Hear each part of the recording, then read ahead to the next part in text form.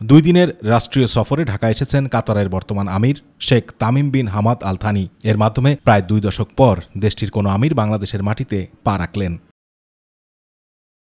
বিকেলে হজরত শাহজালাল আন্তর্জাতিক বিমানবন্দরে কাতারের আমিরকে স্বাগত জানান রাষ্ট্রপতি মোহাম্মদ শাহাবুদ্দিন। এ সময় তাকে লাল গালিচা সংবর্ধনা দেয়া হয়, প্রদান করা হয় গার্ড অফ অনার। গার্ড পরিদর্শন শেষে কাতারের আমিরকে লাইন অফ প্রেজেন্টেশনের সঙ্গে পরিচয় করিয়ে দেন রাষ্ট্রপতি মোহাম্মদ শাহাবুদ্দিন।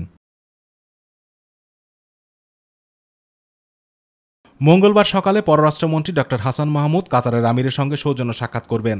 এরপর গণভবনে প্রধানমন্ত্রী শেখ হাসিনা কাতারের আমিরের সঙ্গে প্রথম একান্ত বৈঠক এবং পরে আনুষ্ঠানিক দ্বিপক্ষীয় বৈঠক করবেন। বৈঠক শেষে 2 দেশের মধ্যে 6টি চুক্তি ও 5টি সমঝোতা স্মারক সই হবে। সার্বভৌম তহবিলের অধিকারী কাতার বাংলাদেশের জন্য একটি সম্ভাবনাময় বিনিয়োগের উৎস হিসেবে বিবেচিত।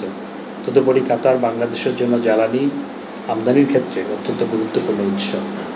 তো এই কারণে এই সফরটি অত্যন্ত গুরুত্বপূর্ণ। সফরকালে যে 6টি চুক্তি সই হবে সেগুলো হলো দ্বৈত কর পরিহার ও কর ফাঁকি সংক্রান্ত আইনগত বিষয়ে সহযোগিতা, সাগরপথে পরিবহন, উভয় দেশের পারস্পরিক বিনিয়োগ উন্নয়ন ও সুরক্ষা সংক্রান্ত, 2 দেশের দণ্ডপ্রাপ্ত ব্যক্তিদের বদলি এবং যৌথ ব্যবসা পরিষদ গঠন সংক্রান্ত চুক্তি।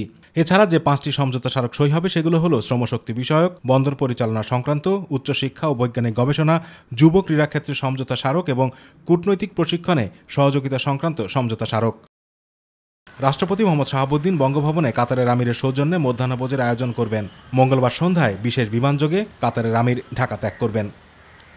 এদিকে ঢাকার কালশী এলাকায় বালুর মাঠে নির্মিতব্য পার্ক এবং ইসিবি চত্বর থেকে কালশী উলাল সেতু পর্যন্ত সড়কটি কাতারের আমির Sheikh Tamim bin Hamad Al থানির নামে নামকরণ করা হবে। মঙ্গলবার বিকেলে কাতারের আমির নিজে উভয় স্থাপনার উদ্বোধন করবেন। আতিকুর রহমান তিতাস, মাই টিভি।